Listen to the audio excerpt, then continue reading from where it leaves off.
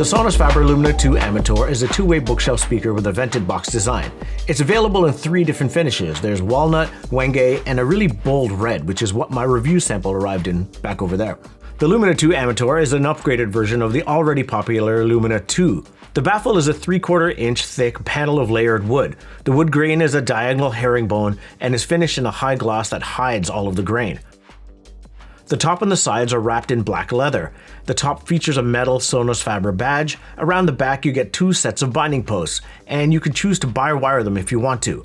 The bottom of the speaker features a 3/4 inch high stealth bass reflex port, which vents out from the front. Underneath it sits a thin rubber pad that helps in some small part to decouple the speaker from whatever surface it's placed on, which is perfect if you're like me and you like putting bookshelf speakers on sideboards and buffets. For the driver complement, starting with the tweeter, you get a 29mm soft dome DAD tweeter. The mid-bass driver is 150mm, just under 6-inch paper cone driver. Frequency response is 55 Hz to 24,000 Hz. Sensitivity is 86 decibels. Nominal impedance is 4 ohms, which means you need a bit of beefy amplification to properly drive these speakers. Recommended amplifier power is 30 to 150 watts, and they feature an upgraded crossover network at 2600 Hz, which is an 800 Hz improvement over the original Lumina 2s, which is said to elevate the listening experience to new heights. Apparently. I say apparently because I'd never heard the original Lumina 2s for myself, so I'll just take their word for it. They also weigh just over 12 pounds each, and they retail for $14.99 US a pair. And for those of you that are curious audiophiles, this is a speaker that is made in Italy. And if you wouldn't mind liking and subscribing to this video, it will help me out a ton and help me get more products in for review. Now, I was to review these speakers alongside the McIntosh 5300, potentially overkill for a bookshelf speaker like this, but an amplifier that can easily drive a speaker with a 4-ohm load. But I didn't receive the McIntosh at the same time that I got these speakers, so I decided to run these speakers with the amplification that I have in-house. So I first decided to pair it with the CXA81 Mark II and the Evo 150, both from Cambridge Audio. I augmented the lows with the B&W 610 like I always do, and my sources were the CXN V2 and the Alva TT V2 turntable, also from Cambridge Audio. I set these speakers up 8 feet apart on either side of my media unit, about 8 inches away from the wall, on speaker stands. Just like I do every other speaker that I get in-house. So I started off this review with these speakers connected to the CXA81 Mark II and a little bit of vinyl, and maybe my favorite drum and bass track of all time, Photek's Two Swords Technique. I'm not going to even try to pronounce the Japanese name, it's this thing right here. And this track exemplifies everything of a classic Photek track in my opinion. You got really tight drum break, sparse sound effects, lots of air and space, and big, heavy taiko drums. You can't find this track on Spotify or Apple Music. I haven't tried Tidal, but I imagine it's not there either. You're gonna have to buy it digitally, or YouTube, I guess, would be the place to check that track out. I'll try to leave a link below so you can find it. But, oh my God. Now, I run this track a lot because I'm so used to it, and I also use it to gauge like the transient response of a speaker and how well it defines the notes and does it stop and start quickly and all those things.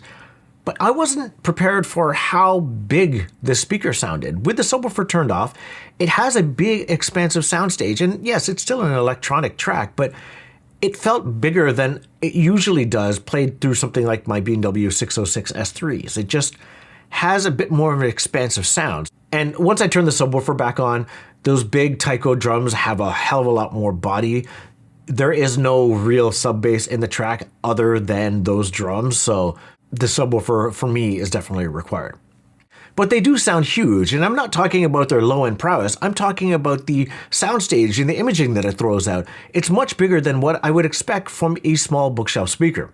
So with that in mind, I decided to switch to Roads to Freedom from LTJ Bookham. It's a bit more smooth, a bit more mellow, and I find myself just getting lost in that lush-sounding synth intro. It's about 2 minutes or so.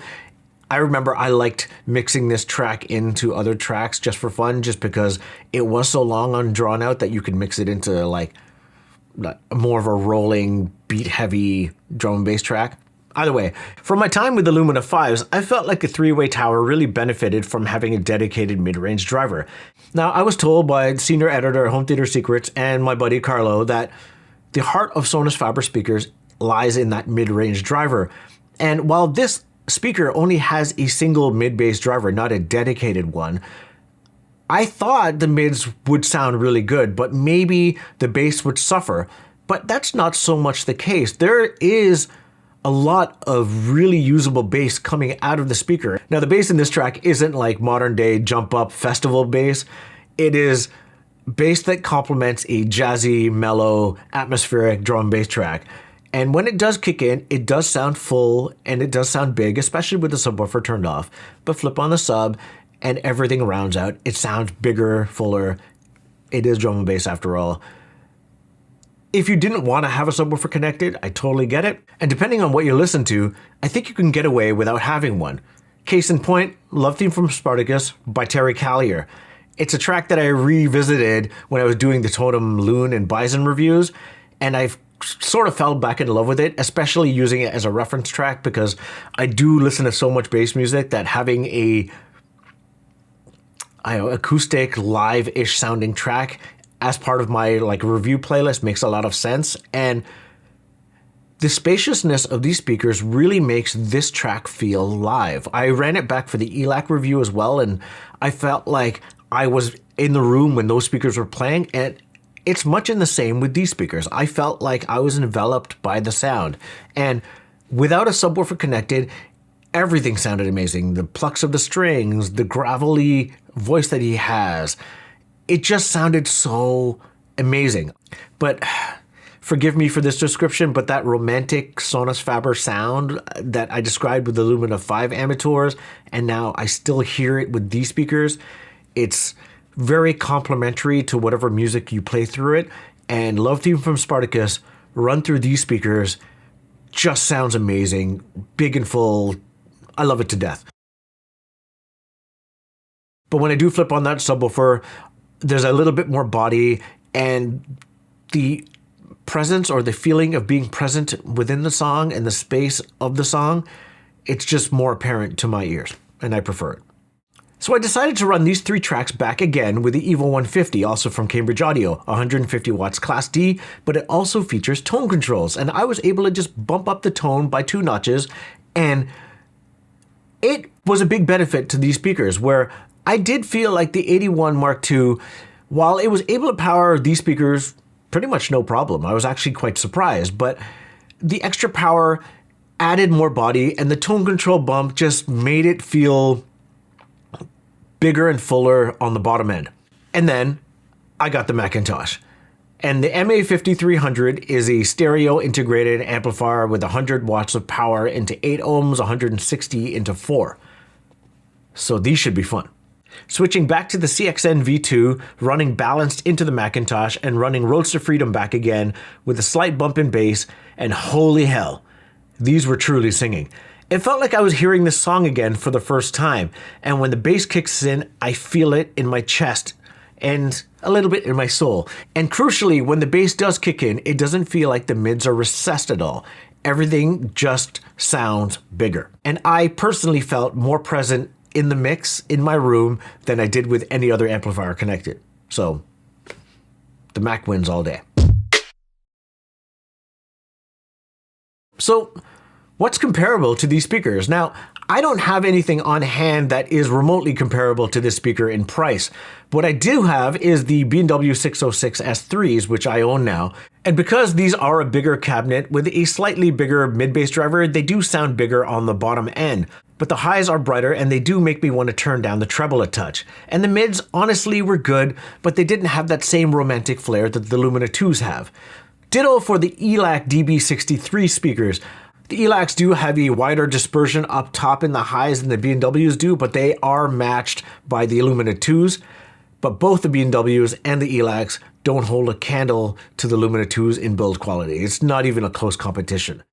Speakers that would be comparable that I no longer have in-house are the 706 S3 from B&W, which retails for $21.99 US, as would the Monitor Audio Silver 100s at $14.95 US. but I don't have either on hand to give you an accurate assessment, so I'm not going to give you one. Build-wise, they are more traditional speaker in appearance, but they are both decidedly upmarket as well. And I won't be the one to make that call for you as to which one looks better. I think it's really a matter of personal preference between them. It's also been a while since I've had the Wharfedale Evo 4.2. It is a larger three-way stand mount speaker, and it usually retails for about $11.99 US. If I was to choose, I do think the Wharfedale does sound a bit bigger and better. I also really like the look of those speakers, but if I am being honest, the Lumina 2s are prettier. A bit smaller is the Q Acoustics 5010, less output overall with a smaller driver. It's got a nice build and a well-appointed soundstage, so I can only imagine, because I haven't heard them, that the larger 5020 would potentially be an adequate comparison, and those retail for $13.99 US. The Sonus Faber Lumina 2 has a look. It's equal parts hi-fi speaker and high-end audio furniture. And if you like the look and you value a speaker that complements the music that you put through it, then you need to check out these speakers. I think they're pretty awesome.